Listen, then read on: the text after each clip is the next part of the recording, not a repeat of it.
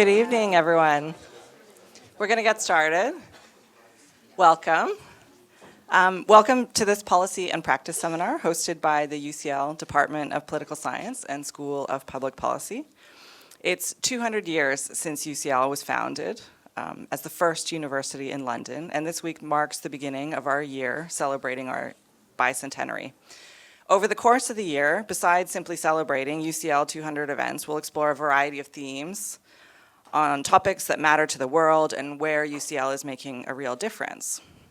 At UCL, you might be interested to know, we have over 1,000 colleagues whose work touches on issues related to sustainability and climate change, and our research is being actively deployed by policy practitioners and governments across 76 different countries around the world. So there's much to celebrate. Our policy and practice seminars will be part of this program, including this seminar, which focuses on the UCL 200 theme of the climate crisis and fairer futures. My name is Lisa Van Helle. I'm professor of political science here at UCL, and I also have the privilege of being UCL's Pro-Vice Provost for UCL's Grand Challenge theme of the climate crisis, and I am your chair for today. At UCL, we focus on innovative research that delivers real-world impacts, and so we're delighted to welcome you to this seminar on defossilizing the global economy. Limiting catastrophic climate change requires more than incremental emissions reductions. A successful response to mitigate the climate crisis requires a fundamental transformation of the global economy away from fossil fuels. Yet efforts to defossilize the global economy raise major political, economic, legal, and ethical questions. In this event, we're very delighted that Professor Elisa Morgera, UN Special Rapporteur on Climate Change and Human Rights, will reflect on what a just and effective global transition away from fossil fuels entails. So we're really, really delighted to have two excellent speakers. Professor Elisa Morgera, as I said, is the UN Special Rapporteur on Climate Change and Human Rights. She's also Professor of International Law and Sustainability at Durham University, and Professor in International and European Environmental Law at the University of Eastern Finland. She previously worked with the UN Food and Agriculture Organization in Italy and the UN Development Program. Dr. Fergus Green will be familiar to many of you. He's an associate professor at the UCL Department of Political Science, and he leads the Sustainable Development theme for the UCL Policy Lab. Much of his research seeks to understand the drivers of fossil fuel expansion and to advance socially just response strategies. As well as having been published in leading academic journals, Fergus has been a contributing author to 3 editions of the UN Environment Programme's very prestigious and well-cited and well-deployed set of reports. His work is in the Fossil Fuel Production Gap Report. He's also supported NGOs in multiple jurisdictions in fossil fuel-related climate litigation. There's no scholar that I can think of that more embodies UCL's commitment to making sure that our research is really making a difference in the world. And so I'm delighted to have you both here today to be a part of this conversation. Today's session is going to be very much a kind of discussion format. So we're going to have a conversation here for about 40 minutes, and then that will leave lots of time for you to ask questions of Fergus and Elisa. I just want to make a note that the whole session, including the Q&A, is being recorded and will be posted online in the department's website, our YouTube channel, and our podcast after the event. If you speak, you will be heard in the recording. If you don't speak, you will not. We will let you know when the recording is available, and we hope that you might want to share it with others. So, without further ado, let's get started. One of the things maybe I thought might be useful to start with, Elisa, for you, is to understand a little bit, for those who maybe are less familiar with the UN human rights system, what the role of UN Special Rapporteur entails. Can you tell us a little bit about the mandate, what kinds of levers you have, how are you trying to kind of influence change in moving the needle on climate change and human rights? Yeah, no, thank you so much. The UN Special Rapporteur on Climate Change and Human Rights is a relatively recent addition to a family of over 60 UN Special Rapporteurs. This is a role that is of an independent expert. It's pro bono and supposedly part-time, but that's not quite the reality I'm familiar with. So these are experts, often academics, but not always, who are appointed by the Human Rights Council, usually for 6 years. And they're meant to study and bring together evidence from across different sources, including lived experiences of human rights holders whose rights have been violated, and on that basis clarify the legal obligations of states, both individually but also collectively, and the responsibilities of business to respect human rights in a particular context. Civil society was very much behind the creation of the mandate on climate change, and I think one of the original ideas was for it to work on fossil fuels, which already they were very aware was very difficult to even bring to the table in international climate negotiations. And I think what the role is, it's not only that connection with different areas of knowledge, and it's an incredible privilege to be approached by so many knowledge holders, be that in academia, be that in civil society, but also among communities at the front line of the climate crisis, indigenous leaders and knowledge holders, and being receiving that those insights and leads and deep understanding of why we're in a crisis and how we should get out of it. And I think the leverage is both supporting those voices to be heard, maybe bringing them to places where the holders wouldn't have access themselves. But also for me, the real maybe leverage for change is showing alignment between the lived experiences, areas of natural sciences, social science, and the legal sciences, and illuminating a common path towards a safer climate in that light. And so I want to come to the report that you published last year, The Imperative of Defossilizing Our Economies. How did you come to choose that topic? You mentioned that fossil fuels has kind of been, pushed there, and it's been excluded in other forums where we might expect it to see it pop up. So can you say a little bit about kind of how you came to that topic and why you chose it, and particularly in the face of potential backlash for choosing it? Yeah, so it's been interesting. When I started as rapporteur, and I'm the second mandate holder, so the mandate started 3 years before I started. What I did in my first report was actually doing almost a synthesis of what other UN Special Rapporteurs have said on climate change. And interestingly enough, even in the 2 years before I started, over 20 rapporteurs in areas as diverse as gender-based violence, right to housing, of course, right to food, maybe more predictable, slavery, modern forms of slavery, human trafficking, they all had at least one report that ended up focusing on climate change. And again, that was really showing how many people out there are being affected in areas, maybe more traditional areas and other areas of human rights, law and practice that where we weren't expecting to engage with climate change. What was interesting there was, on the one hand, how quickly and how deeply those findings were clarifying who was being left behind, even in well-intentioned and sometimes well-resourced efforts by states to respond to climate change.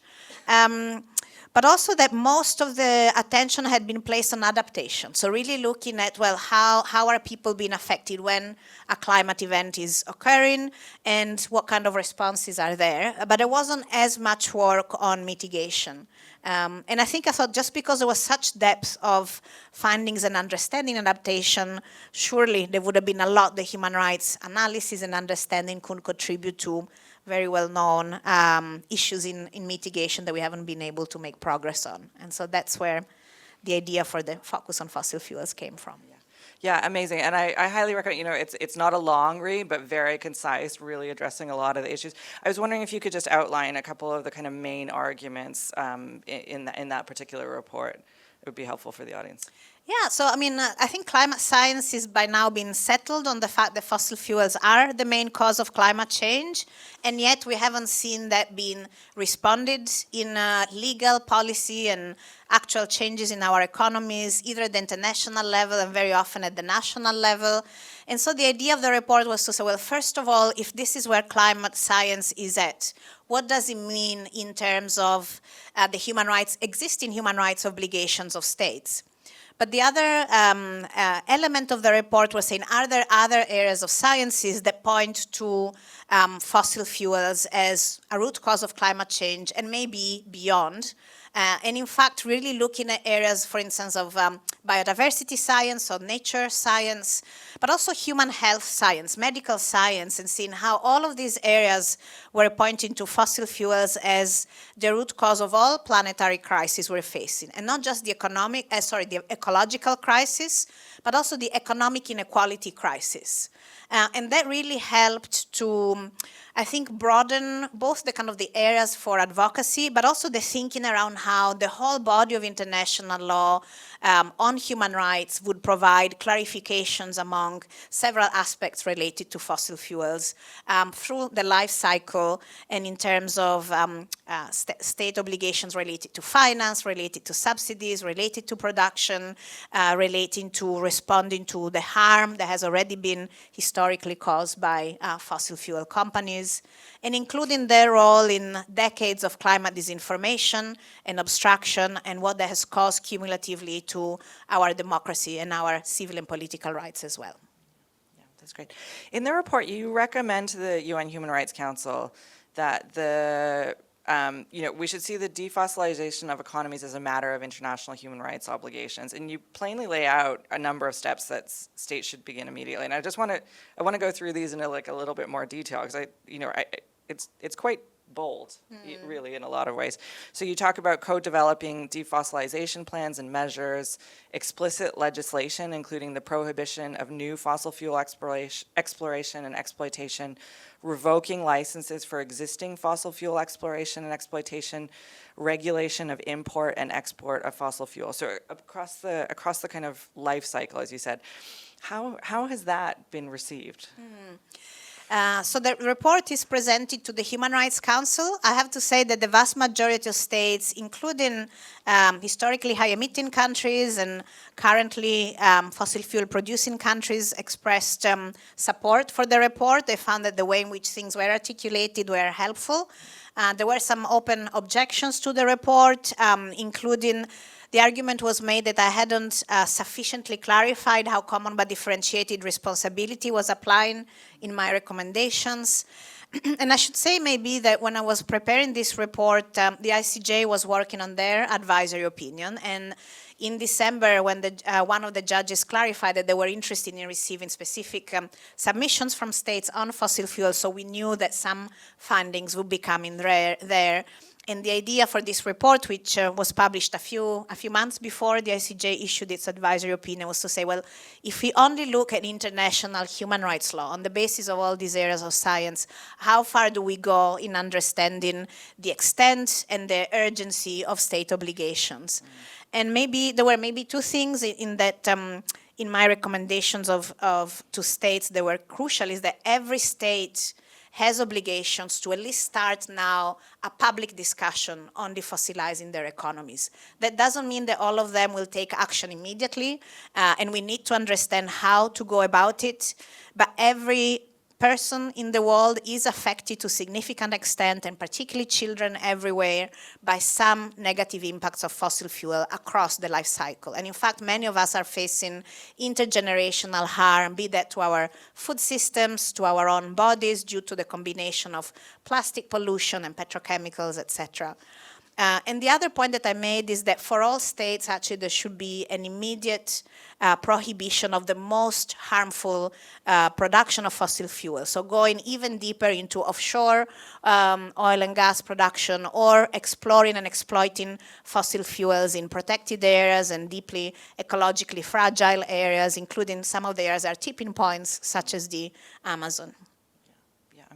Fergus, can I bring you in here? Because in your recent work, you've argued that governments and climate advocates around the world should really focus their efforts on stopping new fossil fuel projects. So you're focusing on a specific point in this kind of life cycle. Can you just articulate a little bit more about why you think that's kind of where we should focus and prioritize? Yeah, sure. And this was certainly in Elisa's report, and it was really pleasing to see that. It has been a focus of my recent work. And I would like to explain a little bit why the focus on new fossil fuel projects. So I think it's important to understand in the context of discussions about fossil phase out, which I fully agree that we need to do. It's easy to forget that actually the fossil fuel industry, governments in fossil fuel producing countries, and also countries that continuing to build fossil fuel based power stations, are actually in many contexts expanding fossil fuels. So they're approving, investing in, allowing new fossil fuel projects to occur. And the International Energy Agency keeps track of how much money is spent on new fossil fuels, and between 2015, the year the Paris Agreement was signed, and 2024, more than $11 trillion was spent on new fossil fuels. So this is a problem that's getting bigger as we're trying to reverse it. And the reason for focusing on fossil fuels, on new fossil fuels, there's a few. So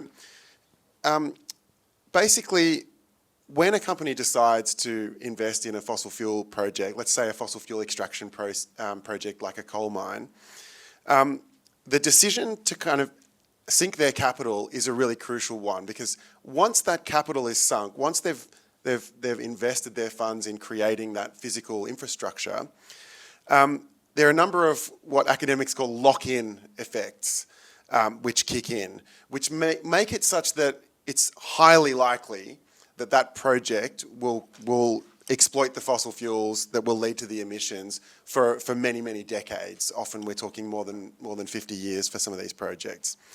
And those mechanisms are economic, they're political, and they're legal. Very briefly, the economic one is key. So when an investor is looking for investments around the world, they're going to look at the return that they're going to get on the capital that they invest, and also factoring in, the operational expenses, right? But once an investor has sunk their capital, they can't do anything about that. So they're no longer looking at the average cost of production. They're only going to focus on the marginal cost of production, the operational cost. So as long as they receive a price for their product that's higher than the marginal cost of production, the cost of getting that bit of that ton of coal out of the ground, they will produce. And so that means the economics are very, very favourable for existing producers in terms of how they decide whether to produce. So that's a huge economic lock-in effect. There are also political lock-in effects. Once a new fossil fuel project is built, then the company will enter into, the company itself will want to protect that investment. They'll enter into contracts with suppliers and customers who will want to protect that investment. They'll obviously employ lots of people who want to protect their jobs, and unions will fight to protect their jobs. And they'll send their kids to the local school, and then politicians will represent them, and they'll represent their interests, right? So there are political lock-in effects, and then there are quite complicated legal lock-in effects as well, particularly if there is a foreign investor in that plant. There's a kind of regime that I won't have time to discuss around international investment law, and if there's a bilateral investment treaty or a multilateral trade or investment treaty that protects those investments, then it can be very, very difficult or very, very expensive for governments to change the law, including for reasons of climate change, in ways that adversely affect the profits of those investors. So there are legal lock-ins as well. I'll just say a couple more things, because I think it's really important. And I think there are, so basically the politics and legal and economic aspects of phasing out existing fossil fuel projects are really, really hard. The politics of stopping new projects are hard, but they're not as hard because they're not subject to all of those lock-in mechanisms. And then another key benefit of focusing on new fossil fuel projects is that the demand to stop new fossil fuel projects is an immediate one. It's something that governments could do tomorrow. Sometimes the industry likes to say, oh, we can't phase out fossil fuels overnight, but no one really argues for that. Everyone knows we need a transition. But we can stop new projects right now. And so that means if civil society makes that demand, and governments can be held to account for it immediately. And so if they are approving new fossil fuel projects, well then that hypocrisy is very visible. It can be pointed out, and you can't really say you're a climate leader if you're still allowing new fossil fuel projects. And this very clear red line is really important because most of the international climate regime has been built around long-term targets. And politicians like nothing more than a long-term target. They have to do something by 2050. Yeah, sure, I'll sign up to that. I get to look progressive and sustainable. not really my problem. And I do have a slight worry that even the focus on fossil fuel phase out, if the conversation becomes dominated by long-term phase out plans and targets, sadly, I think I know where that's going to go. And so I think having a demand that's immediate and concrete would be really powerful. And finally, it's something that we can really build international cooperation around by saying, okay, there's this clear red line, no new fossil fuel projects, very, very easy to monitor whether a government's complying with that. This is large infrastructure that can be seen by satellite. It's not an odorless, colourless gas like greenhouse gases. And so we can build cooperation quickly by holding governments to account, verifying that they're not building these new projects. And that cooperation can build the kind of trust that we need to tackle their bigger problem of phasing out fossil fuels, at the same time as also weakening the industry, because an industry that's not growing is an industry that's in decline, and industries that are in decline find it harder to raise finance and seek political favour. So I think strategically, as a kind of priority, focusing on new fossil fuel projects makes a lot of sense. Just to complement, I think when I was working on the report, I had a few conversations with states who never produce fossil fuels and yet have reserves, including least developed countries. And also when we saw the oral hearings before the International Court of Justice, there were a few states where they're not historically high emitting, but they are, I think at this stage, significant emitters, and who said, well, we don't have the same responsibility. We haven't contributed as much to climate change. Is it fair to ask no new fossil fuels for us, whereas the ones who have been producing for longest, they might continue with their existing structures? And we have to look at those equity issues, but at the same time, I think the arguments there weren't really tenable. And I think there were two kind of arguments that are really important there. The first is beyond the climate science, where in a way you can have that, well, I'm not responsible for climate, and why should I do this for other countries in a way? There's the negative effects here and now of fossil fuels on our health, on our food systems, and those are undeniable. So in a way, there is a inherently harmful economic model that's linked to fossil fuel extraction. So some of the arguments were based on a right to development, but I think those arguments are not correct from a human rights, legal perspective, and scientific perspectives, because if you base your development on a fossil fuel expansion model, you're inherently accepting that you're going to sacrifice other human rights, and all human rights need to be protected, and they're all interrelated. And this has been quite interesting. In the Inter-American Court of Human Rights Advisory Opinion on Climate Change, there's a specific clarification that what states need to do, and I say the same in my report, is your right to development entails an obligation to develop basically healthy economic models and move away from economic models that inherently lead to human rights violation. But I think there's another aspect that links to the international cooperation side, and I discovered in my second report of last year, looking at then where do we go if we move away from fossil fuels. Hopefully we move towards renewable-based economies. And what's happening is that most global, say, solar energy financing is not going to developing countries at all. I think it's less than 3% going to Africa, even if they have 60% of the global potential for solar energy production. So there's another harm to the right to development, which is developed states are not fulfilling their international obligations of financial solidarity, technological solidarity, and capacity building, which they have under multiple international environmental treaties, and they're effectively not only not supporting economies into leapfrogging into a healthier and more human rights protective economic model, but are in fact using international development in some ways to lock those countries into fossil fuels consumption and production, and therefore creating for themselves and for those existing fossil fuel facilities new markets, and effectively dumping on them what we all know now very clearly are a whole set of negative environmental and human rights impacts. Super. I want to come on a little bit to the discussion of fossil fuel subsidies. Countries have rhetorically agreed to phase out, quote unquote, inefficient fossil fuel subsidies since 2009, there's a G20 summit in Pittsburgh, and they've done so in the UNFCCC system, the climate regime, since COP26 in Glasgow. Yet countries still collectively spend hundreds of billions of dollars every year subsidizing the production and use of fossil fuels. Are these subsidies all really efficient, quote unquote? You talk about this a little bit in your report, but I'd love to hear you elaborate a bit. Yeah, and I mean, I must say that I was quite intimidated about addressing fossil fuel subsidies in the report. It's extremely complicated. I'd done some work earlier on fisheries subsidies, so I thought, well, maybe there's something transferable there. But the experts I talked to told me that that's not the case. And one of the complexities of fossil fuel subsidies is that each state does their own model of subsidies. Also, we would think that of the amount of subsidies we've heard about, these all go to fossil fuel companies, but again, they're not structured like that. The vast majority of subsidies go to the consumers. And this is interesting because in a way, like, well, this is not it's still to the advantage of producers because you're effectively creating a dependency.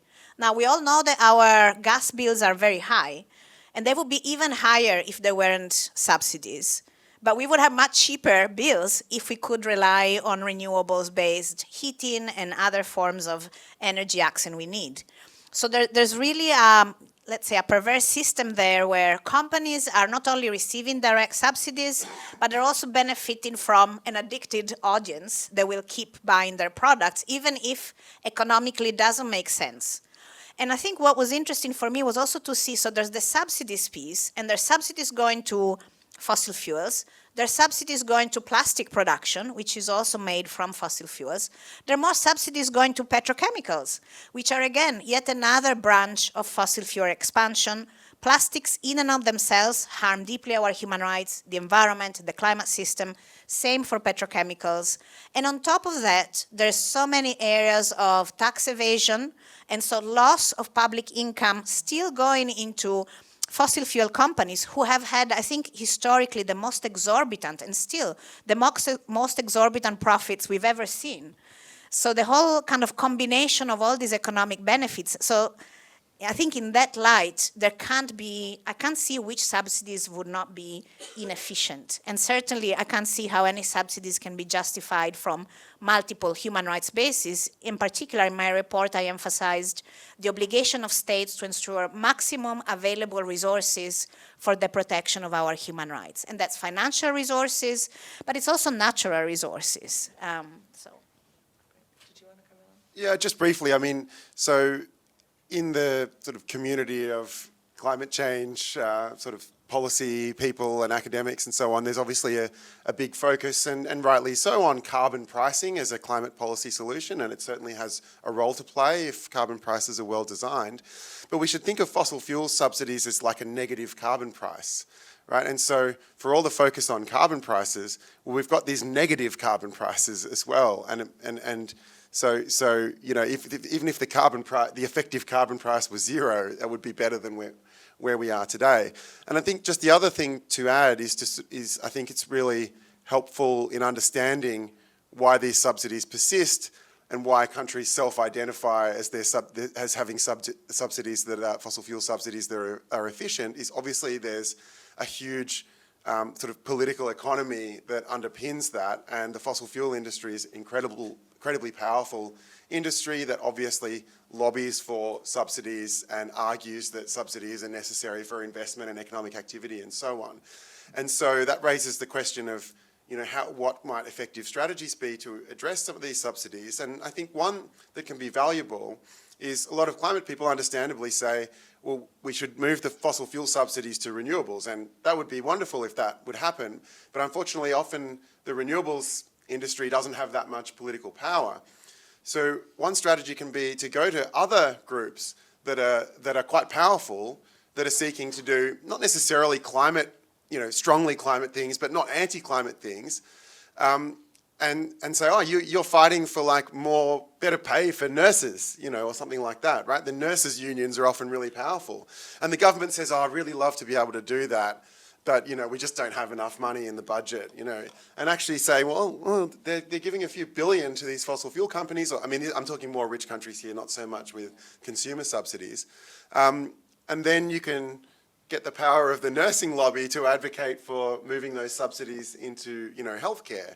Now, that might not be on every climate advocate's wish list, but it's a lot better than having the subsidies in the fossil fuel sector.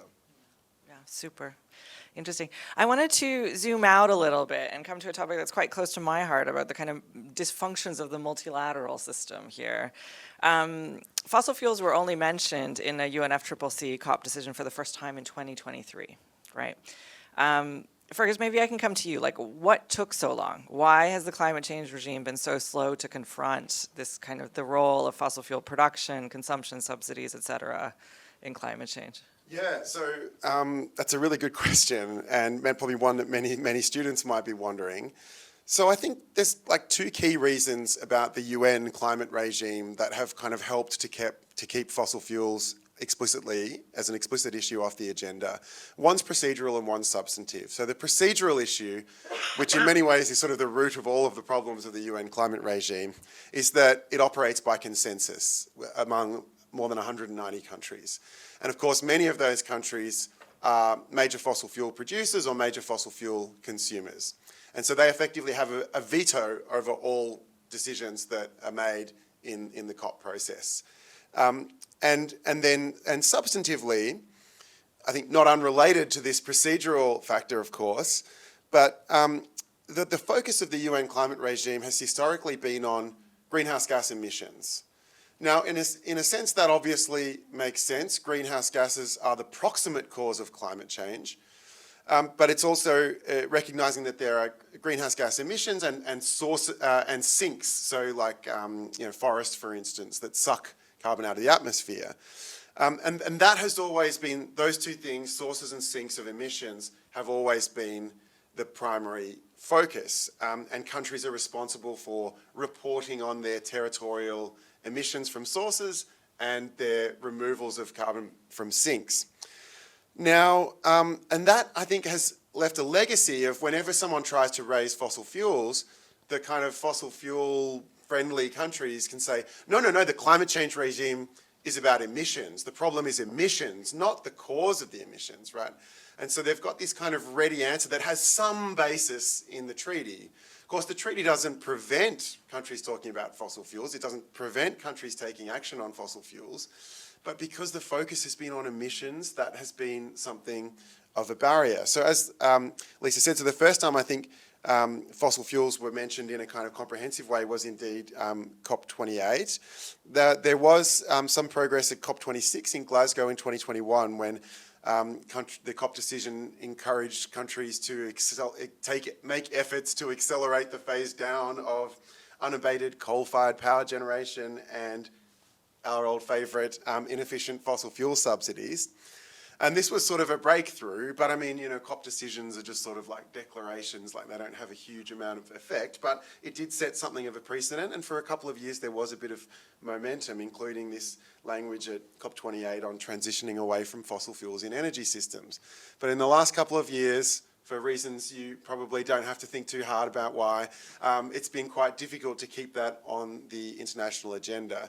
And so at COP30 last year, it really came to a head, and there was sort of a refusal to continue discussing fossil fuels. And so we had this kind of breakaway group of countries that kind of made their own declaration about a just transition away from fossil fuels, which is going to lead to this Santa Marta conference in Colombia in April. So we're seeing a bit of a fragmentation of the regime. And to some extent that had already happened with some of these clubs focused on fossil fuels, and maybe we can get into that. But yeah, it's now, there's I think a recognition that the UNFCCC is not up to the task of tackling fossil fuels.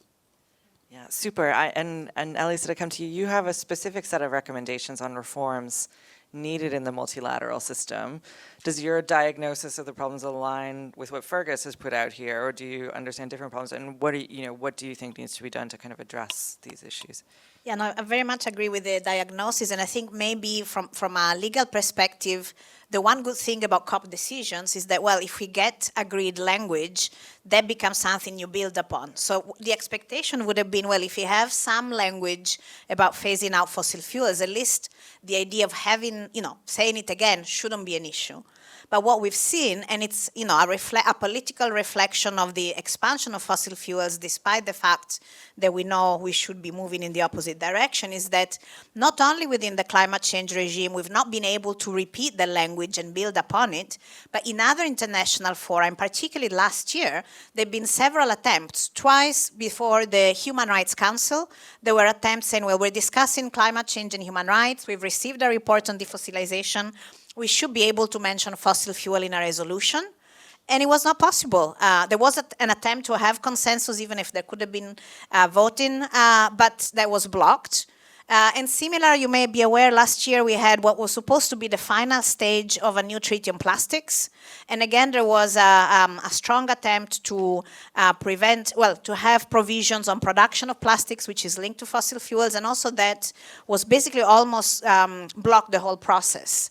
And it's the same kind of blockage by very few identifiable states who decide to play very openly a bad faith role. And this is important. So in my report, I actually kind of gave an ultimatum to the climate COP that if they were not being able to not only mention phase out of fossil fuels again, but really have a decision that would set a clear path towards making progress and implementation on fossil fuels, we would need a different multilateral process. And so the Santa Marta conference may be the origin of an alternative form of multilateralism where we can try and address from the outset some of what have become now very entrenched problematics in the UN climate process, and we're now seeing spilling over other multilateral systems. But crucially, maybe what is important for me is that in addition to maybe what Fergus said, that conceptualization of climate action and greenhouse gas emissions as this super technocratic problem where we're keeping away everyone else who doesn't speak the exact same language has contributed to keeping climate negotiations in a bubble. And I think Santa Marta and a kind of multilateralism that is more inclusive, including of the voices of human rights holders, environmental defenders, and researchers coming from other paths of life, including the health community, may lead us to a more meaningful conversation about what's really at stake here and why do we need to do this now everywhere as it's possible, depending on capabilities and resources. Yeah, and maybe to pick that up for those who are like less familiar with this. So Colombia is co-hosting the world's first international conference on the just transition away from fossil fuels with the Netherlands in Santa Marta, Colombia at the end of April. So that's something to watch for. And we've talked about, it's aiming to build a kind of coalition of the willing to create a concrete global roadmap for phasing out coal, oil, and gas, really trying to address these limitations of UN climate negotiations. Can you say a little bit more about maybe what you hope to see coming out of this? And I'd love to hear from both of you on that.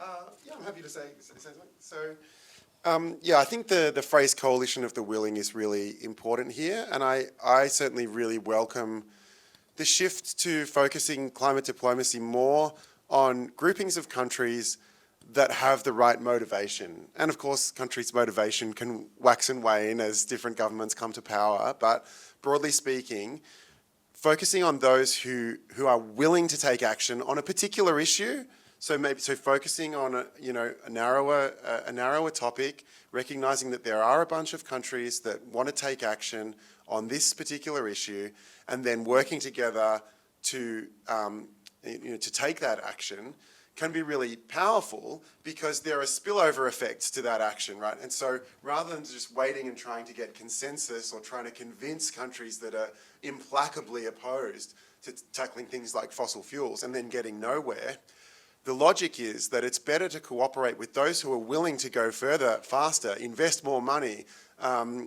innovate different technologies or impose regulations and taxes that maybe address fossil fuels in this case. That can have spillover effects that can actually make it easier for some of the more reluctant countries to address the issue. So, if we look at clubs around investing in renewables and so on, well, those investments can bring down the cost of renewables and benefit others.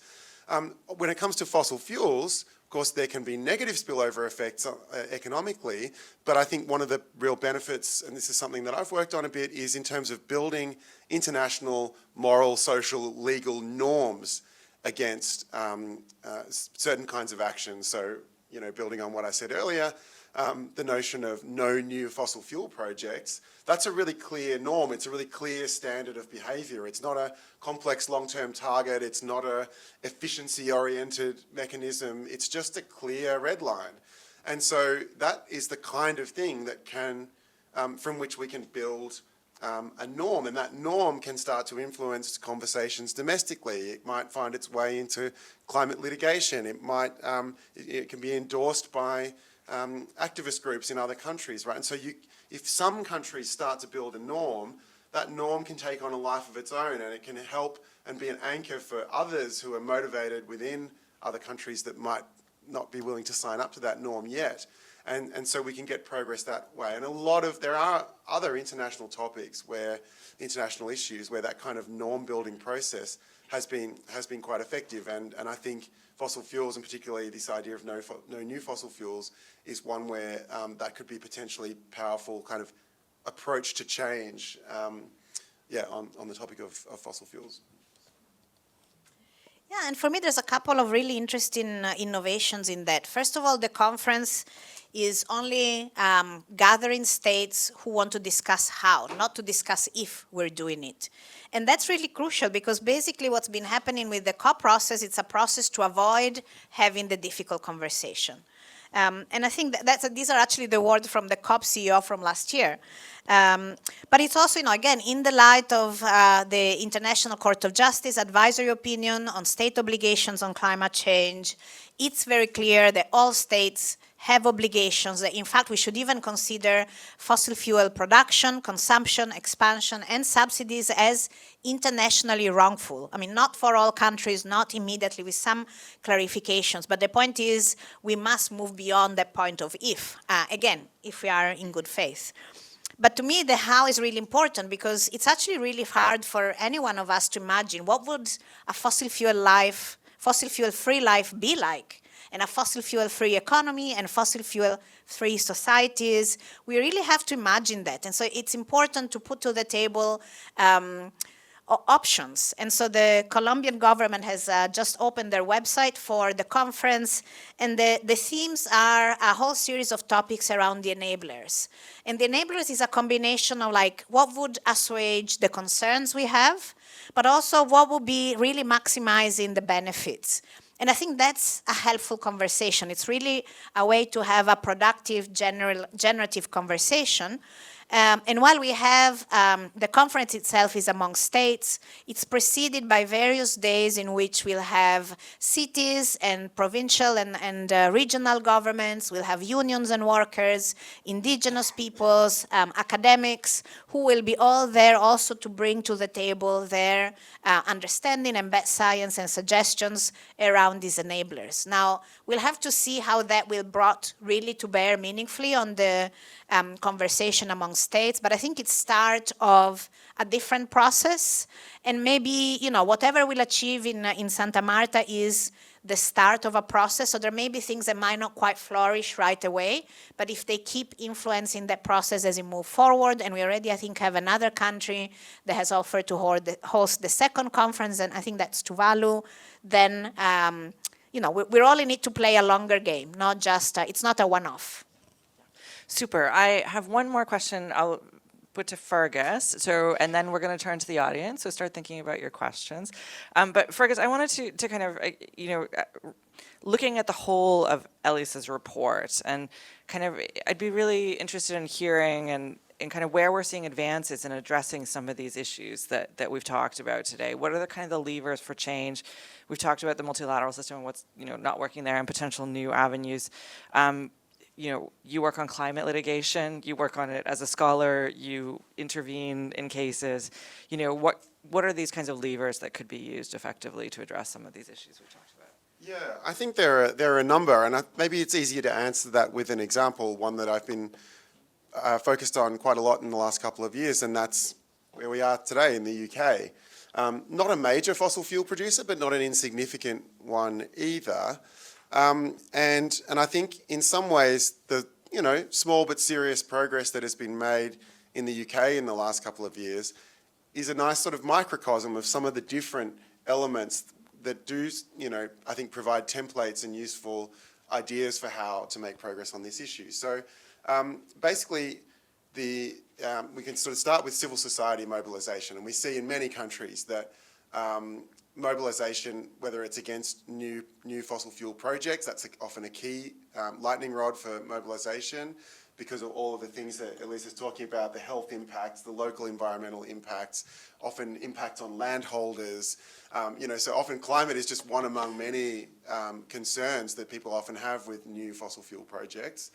And in the UK campaign that a number of NGOs ran starting in 2021 in the lead up to COP26 in Glasgow, was to highlight the fact that the UK government, which in many respects was not bad on climate change, certainly touted itself as a leader in getting to net zero in the UK, but was still approving new oil and gas projects in the UK North Sea. And so they ran a big campaign around that, and that sort of forced this fossil fuel production from being an issue of sort of quiet politics that happened in the back rooms of Whitehall to something that was in the public spotlight, and people started to go, oh yeah, that is kind of hypocritical that you're touting your climate leadership credentials whilst approving new fossil fuel projects. So this campaign was very effective. It got a lot of media. It was very savvy. They did kind of external things, protests and stunts and so on, as well as quite a savvy sort of insider operation, briefing MPs, asking parliamentary questions and so on. And that really shifted the agenda, and some research that I've done with some colleagues sort of shows that oil and gas production went from being this sort of business pages kind of story with nothing really about climate attached to it, to being kind of central to the climate agenda. So grassroots mobilisation. I'll mention litigation quickly as well, because that was also important. We had an important case here in the UK challenging an environmental impact assessment for a new oil project, and the UK Supreme Court basically said, well, there was a mistake in doing that environmental impact assessment. The proponent only looked at the upstream emissions, not the emissions from burning the fossil fuels that were produced. So that was kind of a major victory, and there's been similar litigation in Norway and other parts of the world. And so sort of lawyers are kind of, and NGOs are kind of looking at existing legal tools that have been interpreted in ways that are actually not that helpful, and trying to advance and have them interpreted in ways that are sort of actually more natural, right? Of course, the climate impacts of fossil fuels when they're burned should be taken into consideration when they're being produced, right? This big case was handed down just before the Labor government came to power, and the Labor government sort of picked that up and said, okay, we need to change our guidance to companies on how to report and disclose their emissions, and they did a consultation on that, and so there's been policy change as well. So there's this kind of intersection between grassroots action and sort of public mobilisation, litigation strategies, and policy developments when the policy window opens, can lead to significant change, and then that can provide inspiration, precedent, right, for other countries. Right? I was just having very quickly, I was just talking to Australian lawyers yesterday. There's going to be a High Court challenge in Australia that's relating to new fossil fuel projects, and so we wanted to sort of draw on some of these other cases, and the fact that UK Supreme Court has said this will be not binding but influential in Australia and many other countries, right? So there are these ripple effects when all of those things come together. Yeah, and I think particularly in litigation, you have this kind of diffusion of legal tactics and strategies, and then also at the court level, trying to influence judges to kind of look at what other high courts are doing around the world, which is really interesting. Great. We're turning over to you now. So if you have questions, I think we have a roving mic, and so I'll try and take maybe 2 or 3 questions at a time. I've been told to try and keep them on one side, so maybe if we can have the woman there at the front and then the gentleman at the back, and then I'll come over to this side after you. Hello, thank you.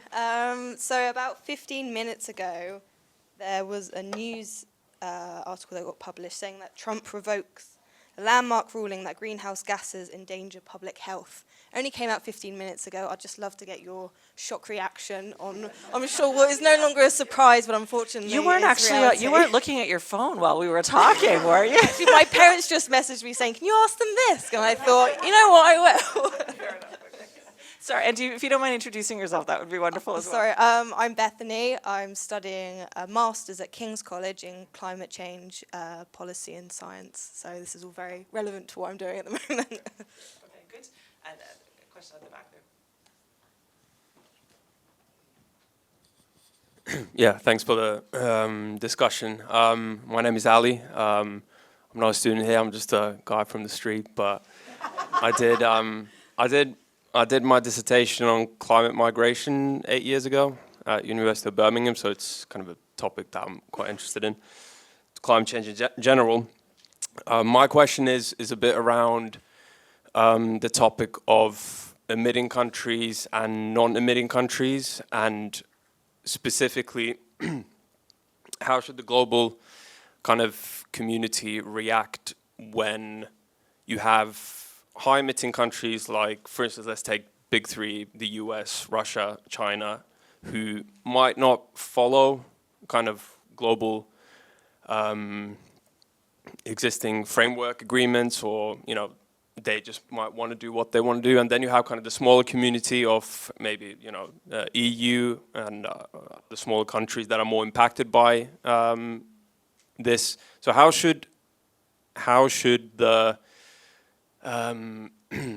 community that wants to drive innovation in relation to reducing climate change respond to when you have the high emitters not so interested in being part of that? Sorry for the long question. No, great set of questions, and you're welcome. I'm glad we can provide refuge from the rain out there coming in from the streets. So you're welcome, and we're delighted to have you here. Can I, maybe Elisa, come to you first? Yeah, so I think the health evidence also has reached a stage where, you know, we don't really have uncertainties around how fossil fuels from cradle to grave, which is the title of this amazing report that I recommend everyone reads, affect every single organ in our body across the life course, and in fact across generations. I mean, air pollution alone, which is caused by fossil fuels burning, is enough reason to say we should phase out, but that's really only one. I mean, if you think then about plastics, we know that children in the maternal womb are already polluted by plastics. And then we have plastics in our brain, in our food, and all these are all these layers of harm from different stages and sectors of fossil fuels. They're all in and of themselves harm the climate system, harm nature, and undermine our own capacity to also for resilience in the context of climate change. So there's multiple harm that are compounding one another, and I think that what the health evidence does, it makes them very real and very concrete, and make also, I think, people realize, well, I might not be living at the forefront of climate change. Maybe I've never experienced an extreme climate event, but if I look at my own body, there's evidence of climate harm, as I was saying, right here, right now, for me or my children or persons I know. And those health harms are usually disproportionately impacting children, women, older people, persons with disabilities.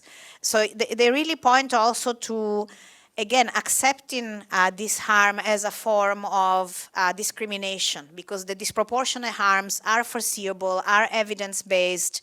And in fact, what the UN Committee on the Rights of the Child has discussed is that climate change is a form of structural violence against children.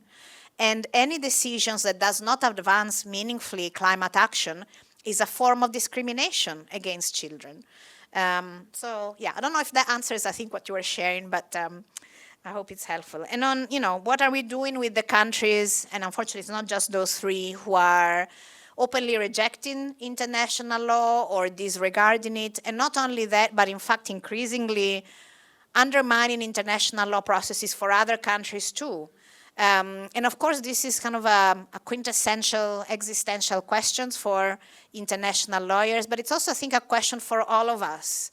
And I think it's really important to say every other state have a responsibility to uphold the rule of law. Every state should be very clear when other states are violating international law, particularly when, as the Court of Justice has said, protecting or not preventing significant harm to our climate system is an obligation that every state holds vis-a-vis any other state in the international community.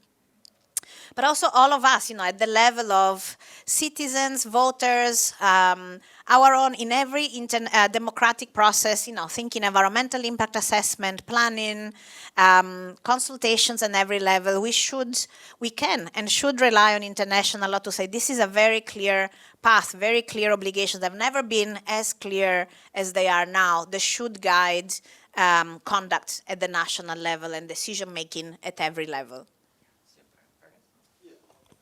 Yeah, just quickly, I think in some ways the two questions are sort of linked. What do we do about laggards broadly, right? Trump's latest action just being one of many things he's done to really reverse, the progress on fossil fuels and climate change. And then, obviously Russia as well was mentioned. I think it's really crucial that the other countries that are still motivated to act, coming back to what I said earlier when discussing coalitions of the willing, think and act creatively and use their power together, which is actually not insignificant. I certainly wouldn't classify the EU as a small bloc, right? The EU has enormous power. It's not a major fossil fuel producer, but it's a major fossil fuel consumer. And so the EU should really be having a conversation about how it sort of strategically reduces its, it's obviously doing a lot on renewables and energy efficiency, but thinking specifically about the sources of its fossil fuel imports and how it can minimize those and who it favors and why not, right? So major importing countries do have a lot of power here. And then, there are obviously other middle powers that have significant fossil fuel production that should be doing a lot more on the supply side, Canada and Australia and Norway being the obvious examples. So I think that, there needs to be sort of channeling what Mark Carney says more than what he's doing on fossil fuels in terms of, middle powers cooperating to uphold the rule of law and, make advancements on important issues where their interests align. That's what needs to happen on climate. And so I think this sort of, the fact that we do have some experience with coalitions of the willing and clubs and so on, and that they're being advanced at the moment, I think is a good thing, because that's, I think, the only way we're going to make significant progress whilst there are powerful laggards pushing in the other direction. Great. More questions? Let's do 1, 2, 3. Hi. My name is Yamini. I am a postdoctoral researcher in Germany, so came a really long way for this for this talk. But I've primarily worked in climate adaptation, so it's been quite interesting to hear discussions around defossilizing. My question is that these conversations kind of also meander into the territory of like green transitions a little bit.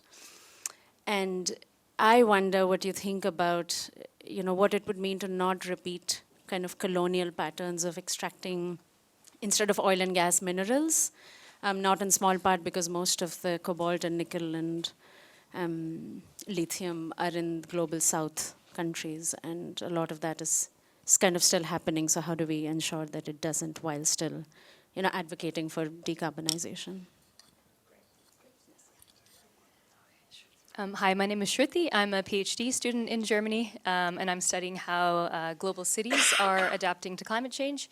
And my question is, what's your utopian version of defossilizing the global economy? Is it just about switching to renewable energy, or would you envision the system changing in larger ways? Hi, my name is Hannah Corinth, and also from Germany. I'm also a PhD student. I'm looking at lobbying in the EU, specifically on these cases. Very depressing. My question is, you've talked a lot about sort of what civil society should do and governments in the multilateral space, but what should the scientists do, and how far should the scientists be also trying to change the norms or making bold cases? So how far should it go into activism? Should scientists start a legal case? And, as experts on these topics, go all out. Yeah, thank you.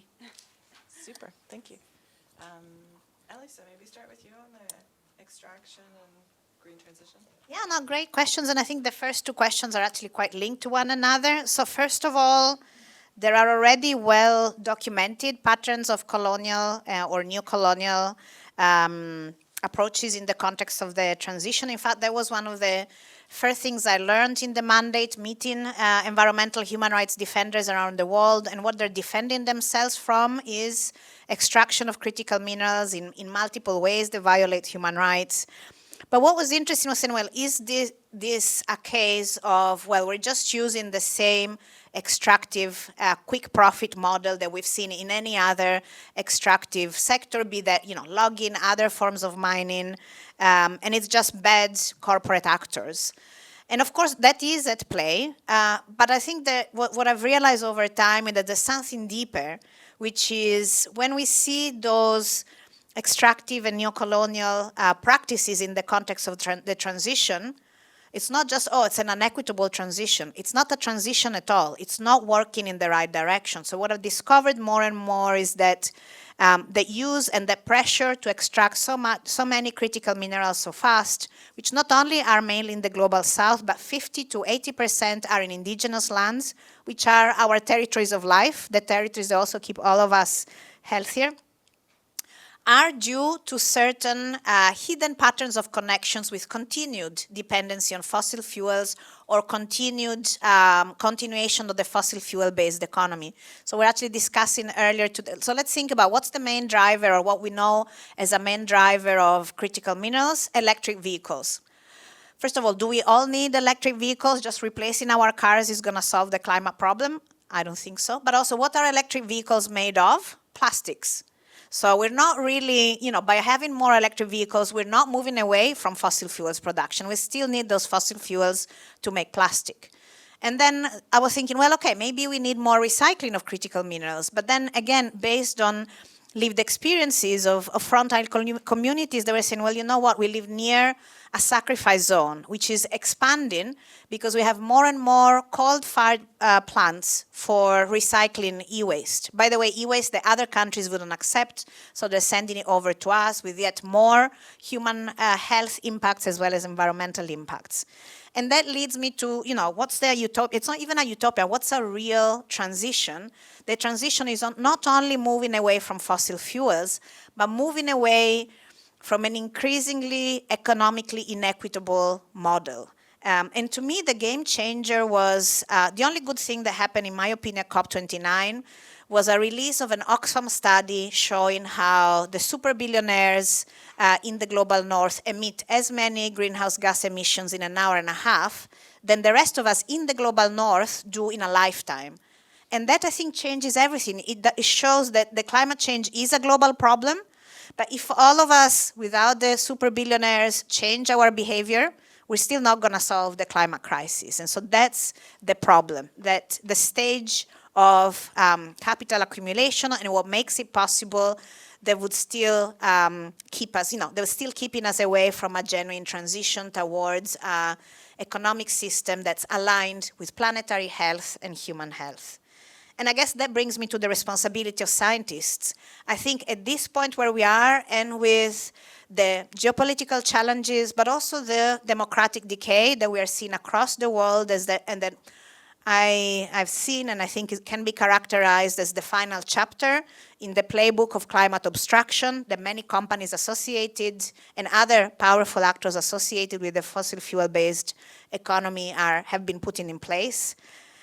All researchers, knowledge producers need to take a stand. All our knowledge, all our efforts are needed because we are really at a point of not only crisis, but also where the pushback, because of some progress we made, is at its hardest.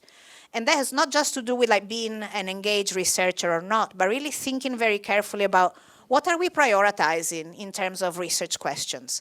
And is research funding and research collaboration, are there prioritizing the most meaningfully, scientifically based, human rights based action that we need? Or is it going in direction that we may or may not be aware are still supporting a fossil fuel and deeply economically and planetary inequitable economy? I'll maybe touch on the second and third questions. So the second question, I'm not sure about my utopia, but I certainly think, on the one hand, there's no question we're going to need a lot of renewable energy, and we're going to need to electrify a lot of aspects of our economies, particularly passenger transport and buildings. And so that is going to have to be a big part of any decarbonisation story. But of course, as the first question raised and as Elisa's answer addressed, and I don't want to say much more about that, but there's clearly a cost and impact of all of the minerals and materials needed for that electrified renewables-based economy.